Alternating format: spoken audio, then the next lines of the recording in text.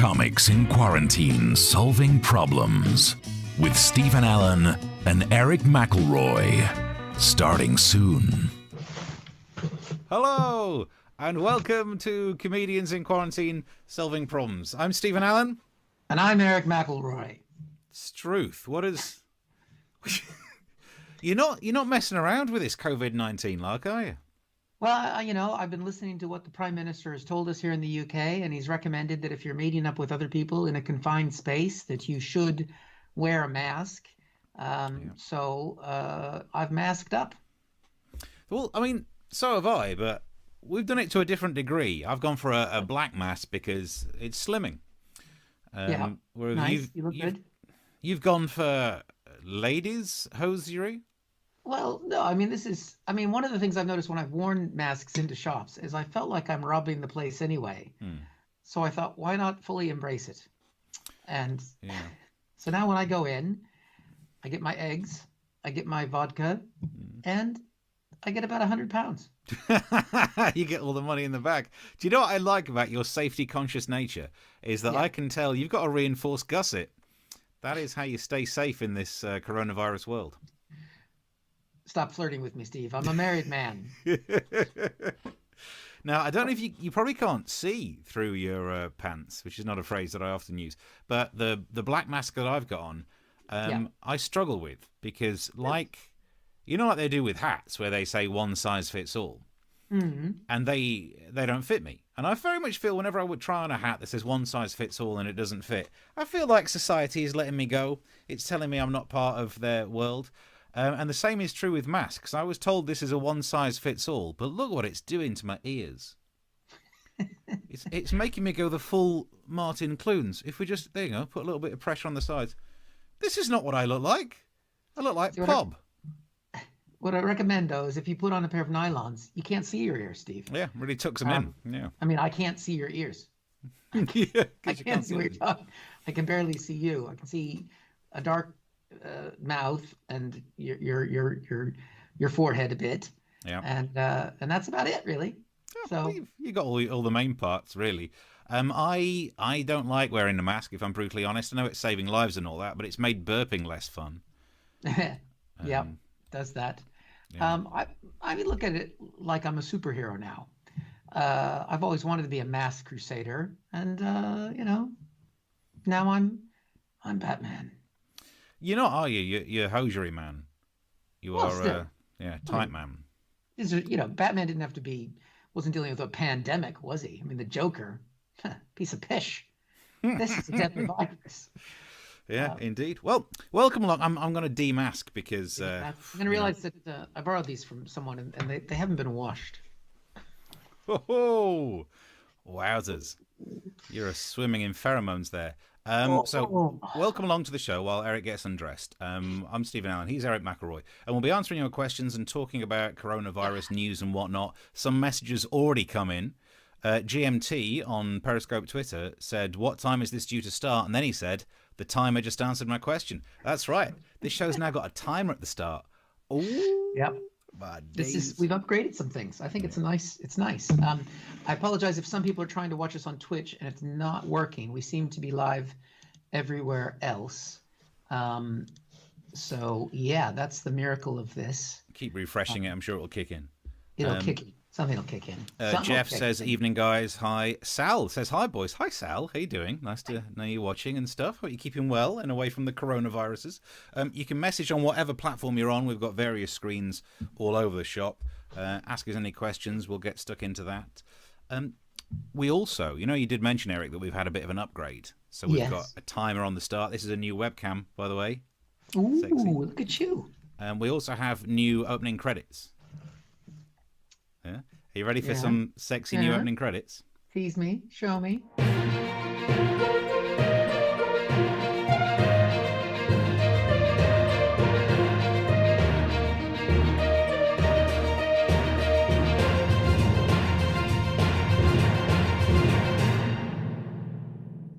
Hey? Do you think it's too much?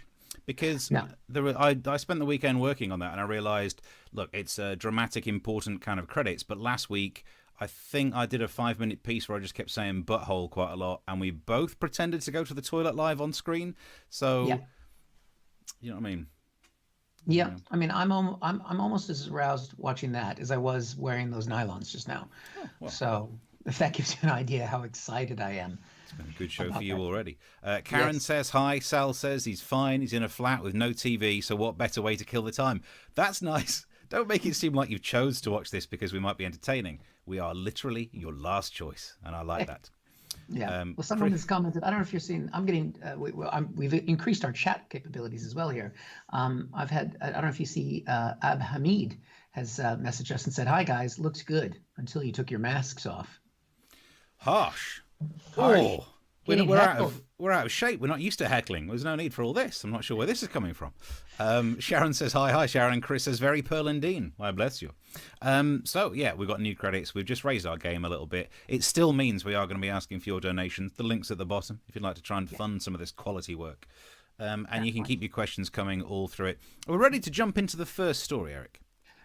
We are, but we did have actually someone who donated earlier today and gave us a question. So I don't know if we want to do that first. You can, yeah, we can do those first. Go for it.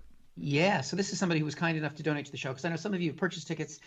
Some of you are donating. If you can, that'd be fantastic. There's the little Ko-fi link there. This is from Mr. T. Wow. I don't know if it's the Mr. T.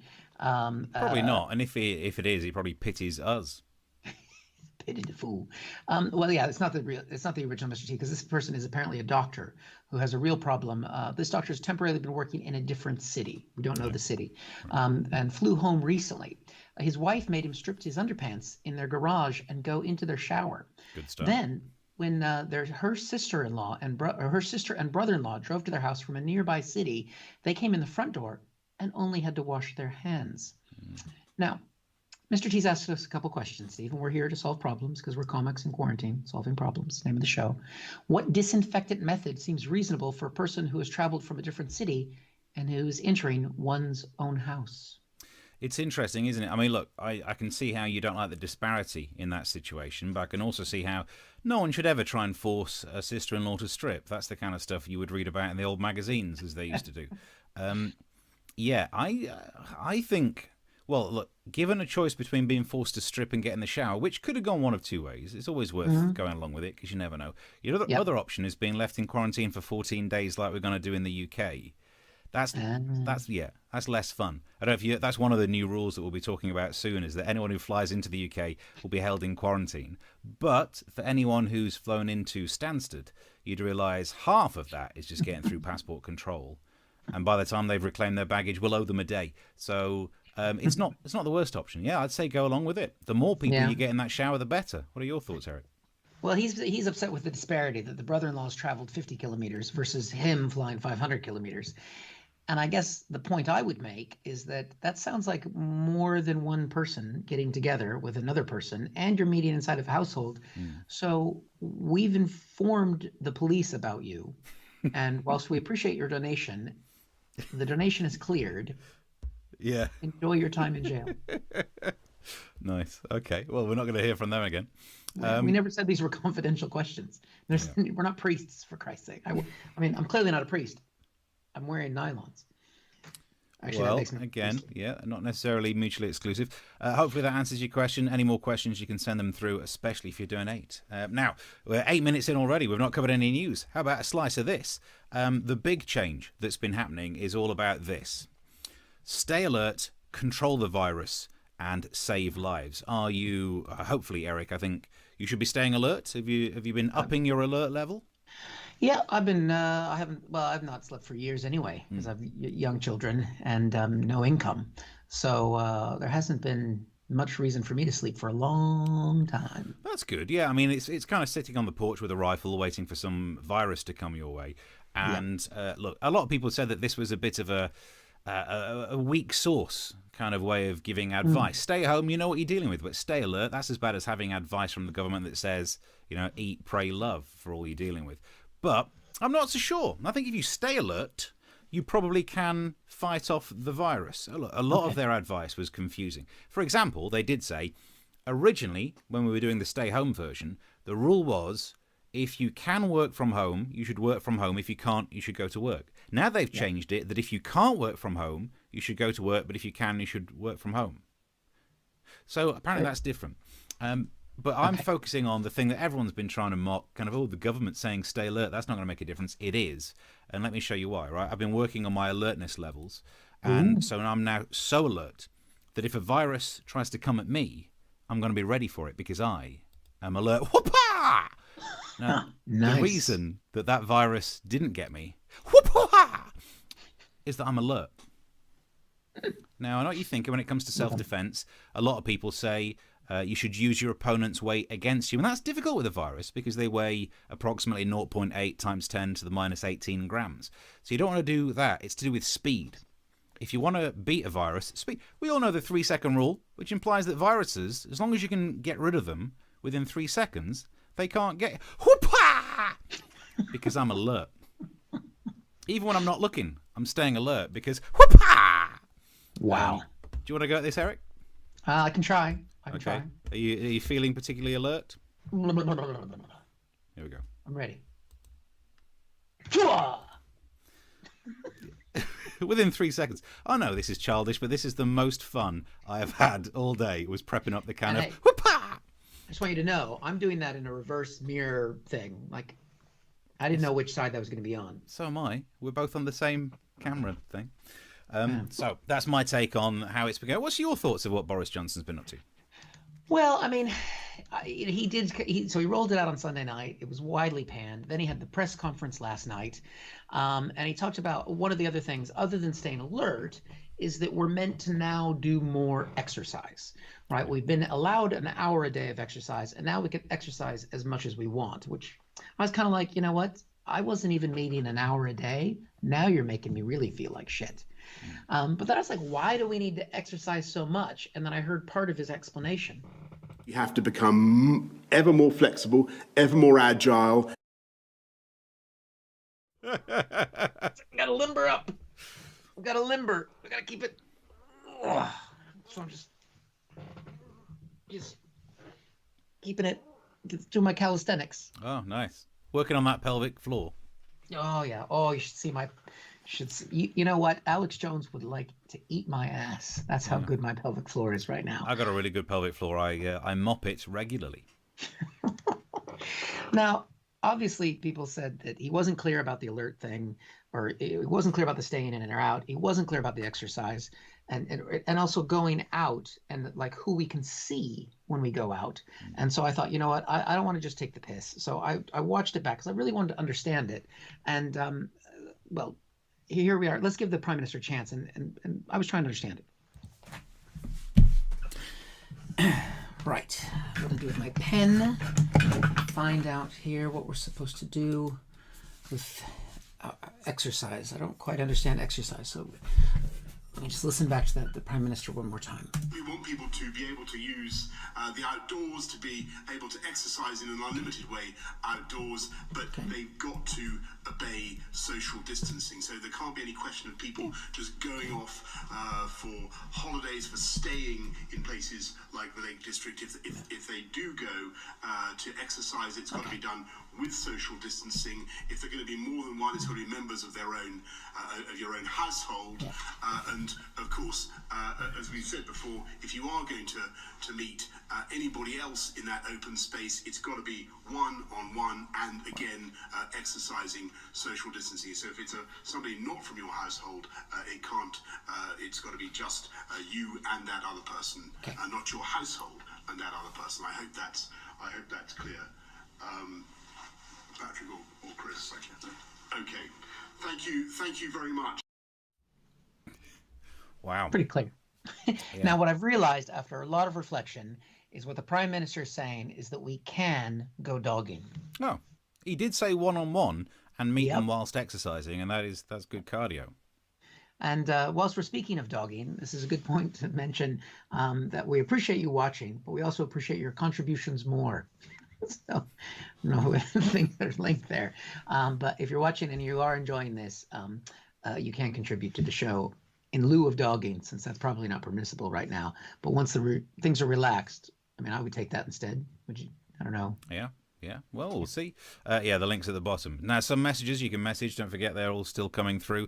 MD Ridley says, my elderly neighbours want to ignore the 2-metre distance and continually shuffle closer. Advice. It depends how quickly they're shuffling. If they're moving towards you like a glacier, just work out how many months it is until you need to take a step back. And they'll never do it. If you double your distance every time they get within 10 metres of you, it's one of those proof that infinity doesn't exist, Archimedes jobbies, or whatever it is. You'll work that. Karen says that there's nothing worse than a crowded train. This because Jeff says the lockdown is becoming a joke. Crowded trans today probably meant trains, but then we're not sure. I think Boris had made a mistake driving to exercise at the beach. Should have shut down for another week or more. Certainly anything. I am worried that we are now having to pick one friend to socialise with, because so far no one has been in touch with me to be that friend. This is like flipping sport at school again. I'm just going to get picked last. Thanks, Boris, dick. Yeah. And I've got Simon has said evening. Thank you for your contributions. Keep them coming through. It really makes the show float on by. Message whichever platform you're on. We should be able to get it. Now, I want to talk about sport, because sport is coming back. Even though neither of us are particularly sporty, we are finding ways to try and do sport in lockdown. For the UK version of it, coronavirus, a Dorset knob eating contest held online amid lockdown. And if ever there's a phrase you don't want to have to Google for, it would be knob eating. What is wrong with Britain that all of our traditional activities, welly throwing, cheese rolling, which actually sounds better than it is, like rolling a cheese across a table, yeah, that's entertainment. Running down a hill to get some cheese and breaking your leg in the process. Just buy some cheese from the shop. Yes, you have to queue to get in these days. What the hell are you doing? So I don't know if you are a big fan of knob eating, but you will have to watch it online. Yeah, until I'd moved to this country, I'd never even heard of Dick Cheese. Yep. Well, you'll either be eating it or rolling it down a hill. I'm not quite sure. Although in foreign countries, they've managed to work out how to get their sports back, and I think we could learn a lesson. Baseball season is underway in South Korea, but no fans are there to see it. Posters posing as fans filled the seats for yesterday's opening game of the KBO League. Posters instead of sports fans. Nice. And you know what? I'm in favour of it, because it looks better than an empty stadium. Okay, it does mean if we do that over here with our football, the football crowd will not be cheering, not be celebrating, not be offering any support. But that's exactly what you're used to if you're a supporter of insert name of football team you don't like. Hey-o! I think that's how sports jokes work, yeah? That's how sports work. Yep, definitely. If we understood any sports or teams, we could have made that hilarious. Yeah. But then again, I don't know a lot about sport, which is exactly the thing that name a football team don't do. Boo! But this is how much I know about it. But I think we as comedians could learn from it, because at the moment there is no stand-up comedy circuit because there are no audiences, and we keep trying to do these gigs at home, but they don't really work because we don't have a replacement audience. So why don't we nick that idea from them and have audience members that are drawn on? I tried it earlier on. See how this gig went. Ladies and gentlemen, would you welcome to the stage Mr. Steve N. Allen? Hello! Oh, it's good to be here. I'll tell you what, I've missed doing stand-up comedy like you wouldn't believe. But we are back, and we've got an audience in. Are you well? I hope so, otherwise you shouldn't have been allowed in. I think we're checking for that these days. But, right, I'm your MC for the evening, Mr. Stephen Allen. Let's see if we can meet the front row. Hello, first up, the lady there. Where are you from? Is it a tree? All right, suit yourself. Next to the guy along there, hello, thanks very much for coming. What's your name? Is it Russell? Because you're a newspaper.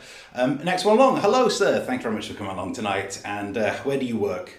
Is it in an office, I presume? Because you photocopy your paper, aren't you? And, oh, finally, hello. Oh, God, that's going to be a thing, isn't it? Christ. Well, I mean, if you're enjoying it, I'd say tell your face, but we're not going to be able to tell. Hey. That is what we have to look forward to when we go back. Yeah. To be fair, you and I have done some gigs to fewer people. Yeah, indeed. You know, the saddest part of that is that microphone wasn't plugged in, but I just felt like I needed it. Right, some more messages. So Jeremy says, I'm taking the advice of Boris and have 3 exorcism classes planned tomorrow. And Sal says, more Wapow the virus. I think I can go back to it. Yeah, if ever anyone wants to make requests, whoopah! Just stay. Hang on. No, wrong way. There it is. All right, wait. Can I try it again? Yeah, hang on. There's your one. Boom. I mean, it's the most fun I've had for ages, and it's really sad. Right, so on to what's been happening in America, Mr. Eric. Yeah, I mean, so Boris Johnson hasn't had the best press the last couple of days.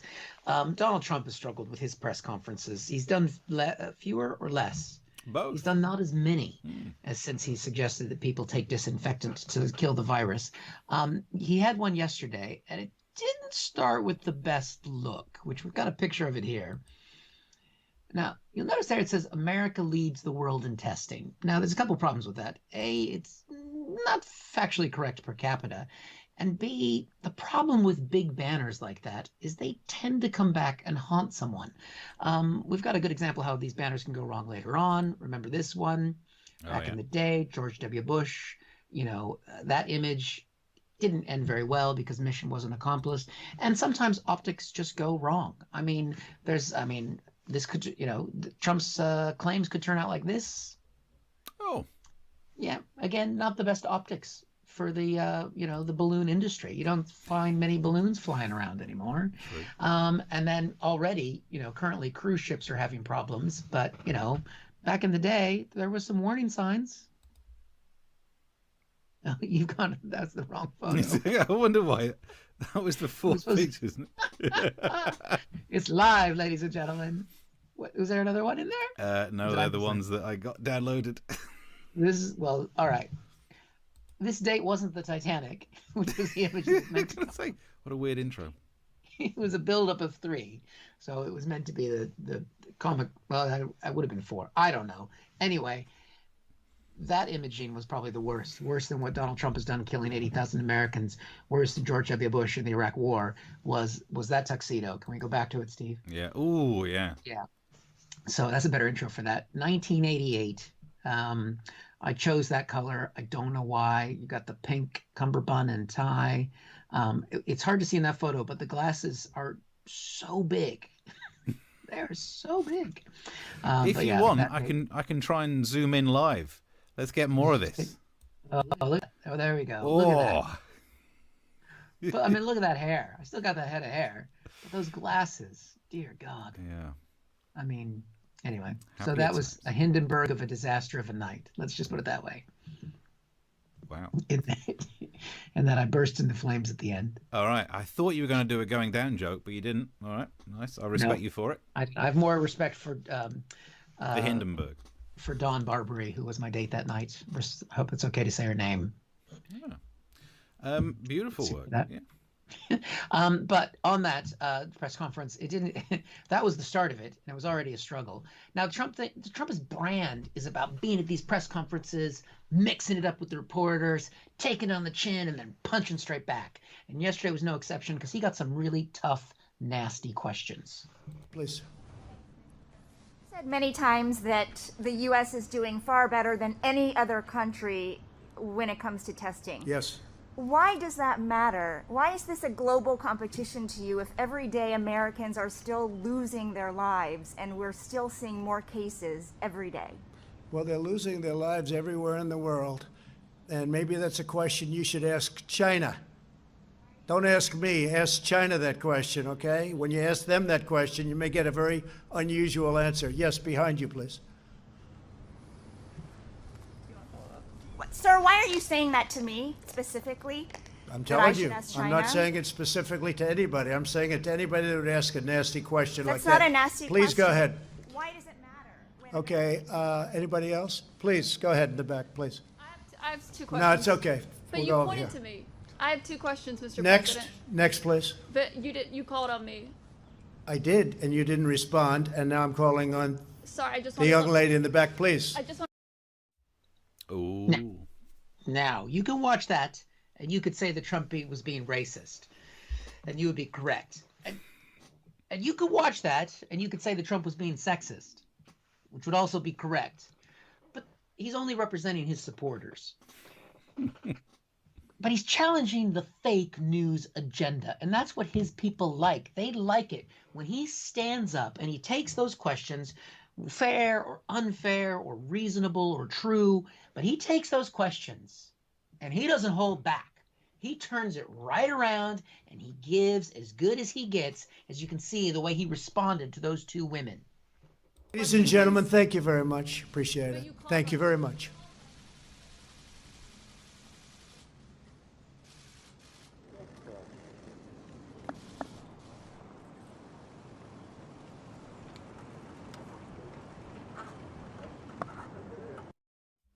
Bah. Yeah. Do you understand the courage and conviction it takes to run away like that kind of a coward? Obama never did that. Yeah. I think it is scary out there because everyone looks like they're a character in Mortal Kombat. So it's going to look at some point like Melina's going to come for you. The reporters need to come dressed with these on. Yeah, he'd probably like that. That's true, actually. For those women to put that on, that wouldn't be a good choice. Excellent stuff. Should we do some more messages? Have you finished? I didn't know when you'd finish with that. Have you finished with that? You sound like a broken man at that point, Steve. So, MD Ridley says, "Hi, Stevie. Just wanted to ask what sort of mileage you're getting these days. My old VW has made a tank last for nearly 6 weeks, and it's a diesel, mind." He says, "By the way, that joke went nowhere when I sent it out last month, so good luck with it. Thank you for sending us your offcasts." There's Stephen Leatherdale says, "Hi. When you were talking about being alert, you were both swiping at something, and I saw nothing at all. So am I doomed?" Yes. If you are not alert, you are doomed. We've had a question here. Simon has asked me about Trump being in Home Alone. And no, Donald Trump was not in Home Alone. He was in Home Alone 2. Good detail. Yeah. Yep. In the lobby scene, which I believe on this show in the past we've said, if you were going to put Donald Trump in a lobby scene, it would be better if he was in the one in The Matrix. Sadly, I don't have the editing abilities to put that together. Chris says, "If your audiences have to wear masks, how will you know who's heckling you?" Good point. That's terrifying. And Sal says that was like when heckling makes the boys walk off the stage. Yeah, no, fair enough. Yeah, keep your messages coming through. Can we also talk about celebrities getting involved in COVID-19? There's always some celeb giving it some business about their opinions. When it all first started, I don't know if you remember, but on Good Morning Britain, Kevin Bacon was on there being interviewed with his stay-at-home challenge to try and get people to stay at home. And of course Kevin Bacon is going to worry about coronavirus. He's only 6 people away from everyone who has the virus. So for him, it's life or death. But there's been another one who's been in the news. Singer Bryan Adams. Hit the headline. Bryan Adams is accused of racism for blaming coronavirus on bat-eating, wet market animal selling. Beeps. Woo. Rude. Yep. I think you've got the transcript of what he actually said. So he posted on Instagram, and he basically, Bryan Adams said, "Tonight was supposed to be the beginning of a tenancy of gigs at the Royal Albert Hall. But thanks to some fucking bat-eating, wet market animal-selling, virus-making, greedy bastards, the whole world is now on hold. My message to them is, other than thanks a fucking lot, is go vegan. Hashtag go vegan." Wow. So I think Bryan Adams has shown that his hashtag should be twat. You're right. Normally you don't imagine Canadians or vegans to be that angry. The overlap of Canadian and vegan should be the nicest guy in the world. Why is he inverted on himself and become Mr. Nasty Man? He needs a steak. I've got a theory about why he's so upset, is that coronavirus ruins a lot of his songs. I've tried to go through and look at some. The only thing that looks good on me is you. It's not going to work, is it? The only thing that looks good 2 meters away from me is you. If anything, comes across as an insult. Everything I do it in a mask. Not as good. Can't stop this thing we've started. Well, that's true. Especially if it's been sung from Wuhan. Am I right? Hey. And he's got that other song, "I Thought I Died and Went to Heaven." That's actually quite appropriate. So you think he's upset because he's a vegan? This is what's going wrong with him? Well, I mean, I guess he wanted to have a tenancy of gigs at the Royal Albert Hall, which is not normally what you'd have. You normally have a residency of gigs. So maybe he doesn't have anywhere to live. That could be a big problem. That could be part of the problem. Or he could live on cloud number 9, quoting more of his songs, right? But I thought he seems angry, and it could just be, maybe it is food related, maybe he's just really upset. Look, we've lost work because of this. And I know I didn't take to Instagram and start insulting people from China just because all my gigs have disappeared. But I don't earn as much money as Bryan Adams, so I have lost less money in comparison. I'll give him that. But if ever there's one song that you should do a parody on when it comes to Bryan Adams, we all know what it is. And I thought this might cheer him up. So Bryan Adams, if you're watching, this is to cheer you up, you little racist man. Howdy, I'm Stephen Allen, and here is my guitar. And this is my obvious parody song tribute to Bryan Adams. I got my first real virus, and it came from a bat, because they've got the wet markets, but we're not supposed to mention that. We weren't allowed in school, and the roads, they were empty. Coughed till my lungs bled, was the summer of 2020. When I look back now, that lockdown seemed to last forever. And if I had a choice, I would have bought more loot paper. That was the worst summer of my life. There you go. We're back. That was excellent. Yeah, thank you. I've got it here in case anyone... Got the old axe out. Where is it? Yeah, look at that. I've not played the guitar for like 17 years or something like that, and it's just been under the bed. I've known you for about 17 years. I didn't know you played the guitar. Yeah. Turns out, still got it. Not very well. I mean, let's be honest. That's some of the worst guitar playing I ever did. I did A-level music back in the day, so it's nice to get that out. I didn't bother tuning it though. But... I mean, yeah, I think. Well, it's a fantastic tribute. If he hears that, I'm sure he'll calm down a little bit. Yeah, nice. After he finishes suing us. Is Bryan Adams a tad bitter? Says Chris. Yes. Yeah. I do have to do a shout out. I know we're coming towards the end. Before you say that, MD Ridley has made a donation to our show using the Ko-fi there, because we read out some of their stuff. So they said, please have some of their money, because he's as corrupt as the next guy, clearly. There we go. Yeah. So thank you very much, Mr. or Ms. Ridley. It's very nice. Stephen Leatherdale says, I like Bryan Adams' new social distancing anthem, Run From You. Good. We could have been doing this whole show. We should have thought of doing this one earlier. Whole show. Yeah. But well, we've reached near. I mean, I don't know if anybody else has any more questions out there. We're reached near the end of our half hour of time together. Yeah, no, we've done it. We're 2 minutes over, so apologies for the tardiness, but hopefully you've enjoyed some of the business we've been doing. If you'd like to help out, contribute, here's the little link down the bottom. Sal says, I asked recently, those wet markets have been running for yonks, so why has this never surfaced before? Oh, well, I guess, maybe we just never met the right bat. Well, that's because this virus was actually released by the lizard people from their lab in the secret cave. Yeah, that's true. And maybe we'll talk about this on another show, but everyone who keeps saying it was invented in a lab. Why? Biological warfare. It only kills 1 to 2%. That would be one of the worst weapons. That's like having an automatic weapon, but putting mostly blanks in there. So, But anyway, we can talk about that on another show. Thank you for all your comments. There's a new thing to subscribe to. Is there what should people search for to subscribe to the new channel? Yeah, we've got a new channel called Comics Essential, which is going to be the home of Comics in Quarantine Solving Problems, because it's also named after our podcast, which is Comics Aren't Essential, which is on iTunes, and you can check that out. We're back on Thursday night with a whole new show, although I might keep the mask. I kind of liked wearing the pantyhose. Yeah, you go. On my head versus elsewhere. And Steve and I are going to be on Crack Comedy Live this Sunday at 8 o'clock. So if you want to check out a night of stand-up comedy, we'll have Nathan Caton, Jen Brister, and Rob Deering, and myself and Mr. Steve doing some jokes. Yep.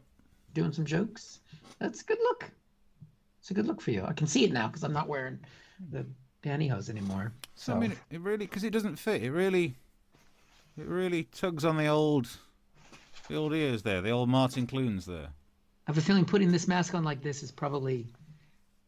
It's got to be anti-Semitic. It's cultural appropriation is what that is. You're not allowed to do that. Not allowed to do that.